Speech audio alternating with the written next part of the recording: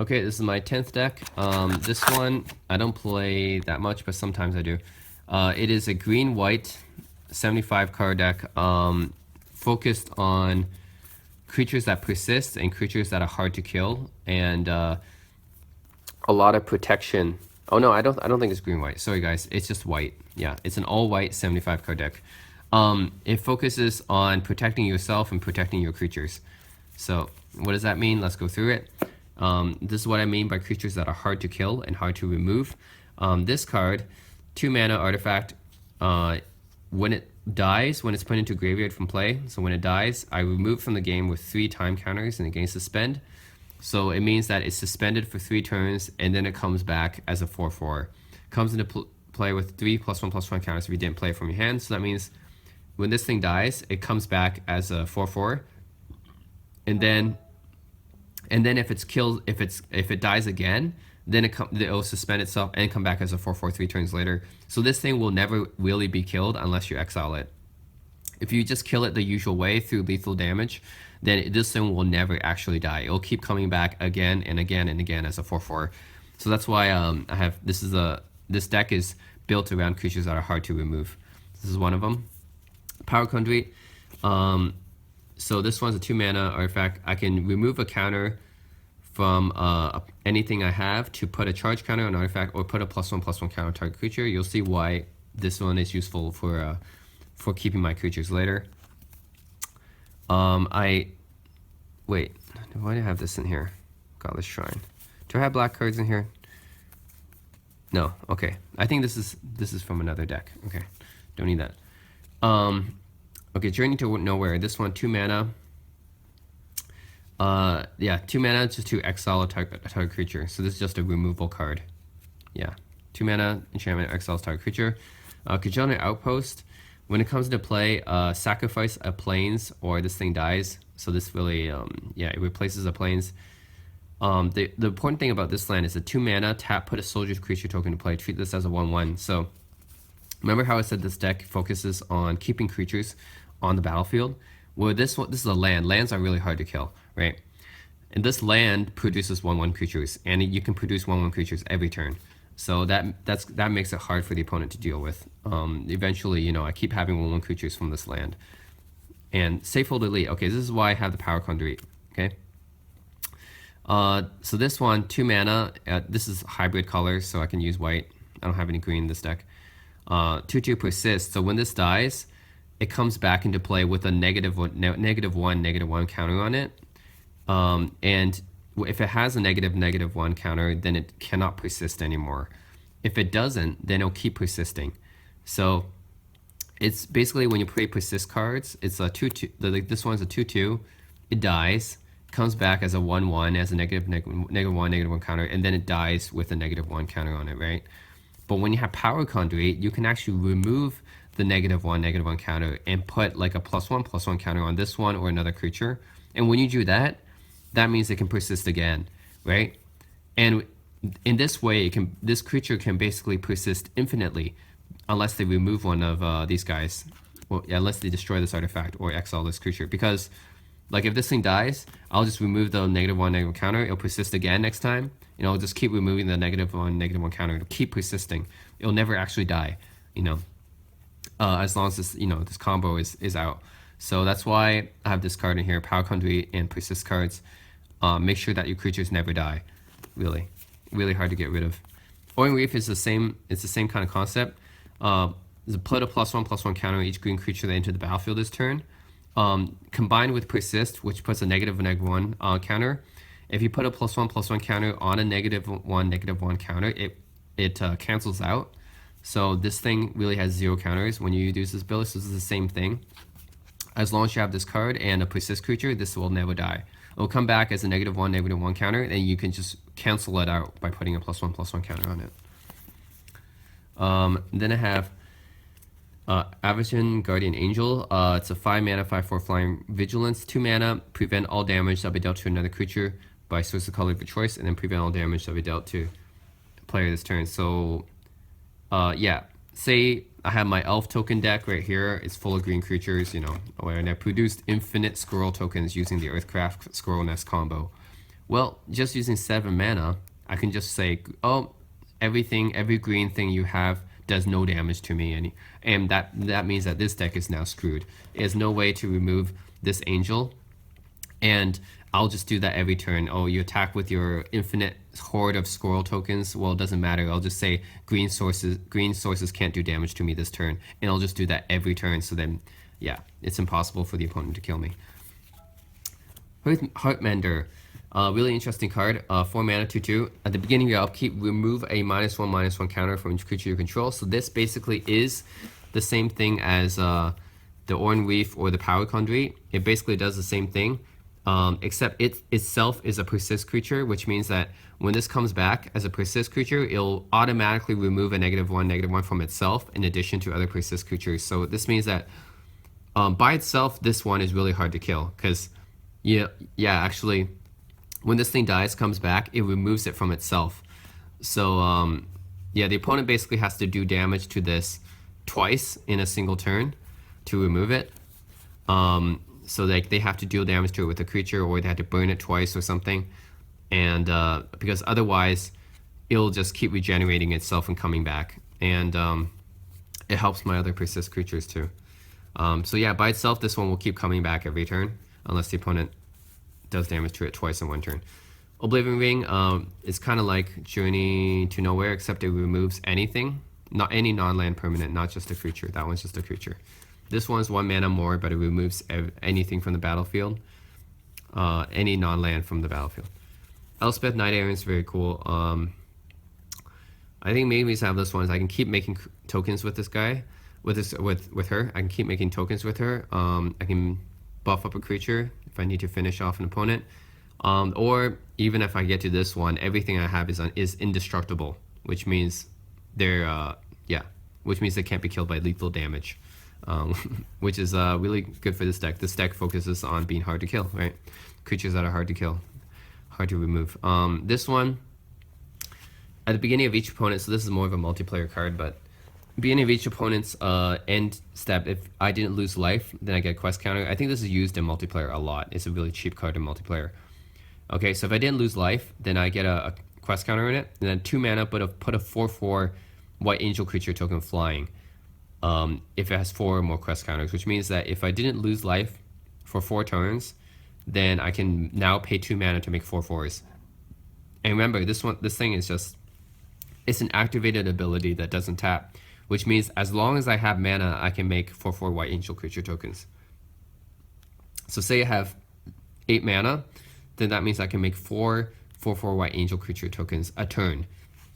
So that's a ridiculous ability, right?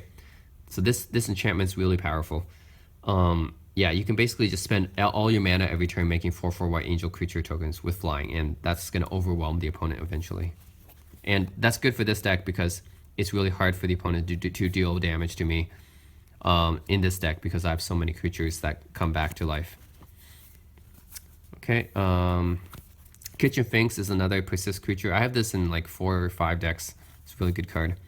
But yeah, it comes into play, I gain 2 life, and it has persist. So it combos with my other persist cards like Heartmender, or Power Conduit. It combos with all those cards too, in addition to being a really good card by itself. Healer God of the Sun, 4 mana, indestructible, 5/6. Other creatures I control Vigilance, and 4 mana, put a 2/1 into the battlefield. So again, this is a hard to remove card, and it can produce creature tokens. So, and it's indestructible. So yeah. Cauldron of Souls, choose any number of target creatures. Each of those creatures gain persist.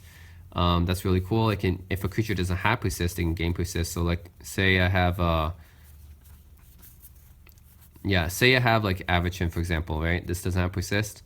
Somehow the opponent targets, somehow the opponent destroys Avacyn, right? Oh, I didn't have enough mana to save it. Then I can make it gain persist, and then I can use my other combo effects on it to make it come back to life. So that makes any other creature I control come back to life, which is cool. Johnny Goldmane, 4 mana, 4 counter planeswalker, +1 gain 2 life. Second one, put a +1/+1 counter on each creature I control, which gain vigilance. I think this is in this deck because I can gain life every turn. It's just nice to have gaining life every turn. Okay, Worship. This is a really good card for this deck. It's an enchantment. Damage that would reduce your life total to less than 1 instead reduces it to 1 if you control a creature. So when I first saw this card, I was like, this card is insane. It basically means you can't lose the game if you control a creature. And that's pretty much what it means. Yeah, for most decks, creatures are really easy to get rid of for a lot of decks, and therefore this enchantment's not that great. But in this deck, my creatures are really hard to kill, or I have continuous cards that produce creatures like Kajildan Outpost or Heliod, right? I have continuous cards that produce creatures, or I have creatures that are really hard to kill. And that pretty much makes me invincible as long as I have this card. Damage that would reduce my life total to less than 1 reduces it to 1 if I control a creature, right? And if those creatures are hard to get rid of, or if I keep producing creatures, then I'm pretty much invulnerable. Now, this doesn't apply to losing life, so if an opponent has Profane Command or something like that, or Drain Life or something, I die. But that's only for black. Only some cards are like that. Story Circle, 3 mana enchantment. I choose a color and comes into play. Again, this makes it harder for the opponent to kill me. This is basically a circle of protection for any color that you want. 1 mana. The next time a sorcerer of choice of the chosen color would deal damage, prevent that damage. So yeah, you have a really big. Say the opponent has a really big green creature. Oh, I don't care, like 10-10, 15-15. Yeah, just 1 mana prevents all that damage. I just choose green, and then when it deals damage to me, just prevent it. So it's really good card for handling big creatures like that, keeping you alive. Quarry Haven, again, 2 mana, tap, prevent all combat damage that be dealt by target creature. Again, keeps me alive. Built into a land, so it's hard to destroy. Eternal Dragon, another card that comes back to life a lot. You can plane cycle it to get planes put in your graveyard, but the thing is 5 mana, you return it to your hand. You can play it every turn, and then 7 mana for the casting cost. And this is a control deck, so this deck probably goes late. If you have 12 mana, yeah, if you have 12 mana, then that means Eternal Dragon can basically die and come back to life every turn. Yep. Unless they remove it from the graveyard. Okay, what else do I have? Glory, okay. 5 mana, 3/3, 3 mana. As long as it's in my graveyard, so when this thing dies, I guess, creatures I control gain protection from the color of my choice until end of turn. And I can do that for as long as I have this mana untapped. So if I have like 6 mana, I can make a gain protection from 2 colors until end turn. If I'm 9 mana, that's 3 colors until end turn, you know, so like, and that's all my creatures. So that makes my creatures really hard to deal with. You know, protection is a really powerful ability. Not only does it gain my creatures protection, like, not only does it make my creatures invulnerable from the color of my choice, it also makes them unblockable by the color of my choice. So if the opponent has like, I don't know, infinite squirrels or something, I just make a game protection from green, and I can just attack through that wall. They become unblockable. So yeah, protection, as you know, it means you can't be blocked by the creatures of that color, and it means that you don't take damage from creatures of that color. So really, really good ability. Mikaeus the Lunarch. I think I have this card because of the counters and stuff. So I can, basically this card, I can make it gain counters. I can put a +1/+1 counter when it taps, but I can also redistribute the amount of +1/+1 counters on this guy to my other creatures. Remove a +1/+1 counter, put a +1/+1 counter each other creature I control. So I can just, yeah, I can pump up all my other creatures. Now with Persist, as you know, +1/+1 counters cancel out the -1/-1 counters, which means that like both these guys die, they come back to life with -1/-1. Oh, I'll just use Mikaeus, tap her, and then both these guys get rejuvenated, and yeah, makes them harder to kill. I don't think do I have Mother of Runes in this deck? No, I think I used to. Don't have Mother of Runes in this deck. I used to have it. I have Commander Isha though. This is a real cool card. Flying, 4 mana, 2/4 flying, protection from creatures. Protection from creatures means that this thing doesn't receive any damage from creatures, and it's completely unblockable. And it can't be targeted by any activated ability from a creature. So yeah, this card is really awesome and hard to kill. Ajani Call Applied. I have because of this one. This is three mana planeswalker card. +1, put a +1/+1 counter on one creature, which means that yeah, if I have a persist creature, then it will cancel out the -1/-1 counter, and also make something in flying double strike for making lethal, you know, going in for kill. Gideon Jura destroys any tap creature for the second ability. First ability forces the opponent's creature to attack the swing, and then 0 mana to make it become a 6/6 indestructible. Yeah, well, not indestructible, just to prevent all damage that be dealt to it. Becomes a 6/6 human creature that's still planeswalker. Okay. They have Gideon, ally of Zendikar, another Gideon. The +1 is now a 5/5 creature. I think this one's a 6/6 for 0. This one's a 5/5 for +1. Oh, with indestructible now. I think this one's not indestructible. Okay, this one's indestructible now, so it's better. And then 0 mana to put a 2/2 creature token into play. So that helps. Sun Titan. Whenever attacks or enters the battlefield, I can return a permanent card with converted mana cost 3 or less from my graveyard to the battlefield. That really helps because this can be any card, right? So if they destroy, like, which one? If they destroy, like, my story circle, for example, if they disenchant it, if they naturalize it, oh, it's coming back because this came back, and I can return this to the battlefield and I get it back. So that's really cool. And yeah, if they somehow manage to kill my other persist creatures, then this can make it come back, which is cool. All right. All right, there's another card I want to show you is Lifeline. This one is whenever a creature is put in the graveyard, when a creature dies and another creature is in the battlefield, then you return that first creature from my graveyard into the battlefield again. So that makes it so that you know, this deck is very good at generating lots of creature tokens and stuff. So I'm probably gonna have another creature on the battlefield, and they're hard to kill. And if they do kill one, then it comes back anyways. So yeah, that makes it very hard for the opponent to deal with. Basically, this deck is about having creatures that are really hard to kill and having them come back to life even if they are killed. So yeah, that's the basic premise of this deck. This is called the Persistence is Futile deck because it revolves so much around persistence, like this card. Yeah, Persistence is Futile. Yeah.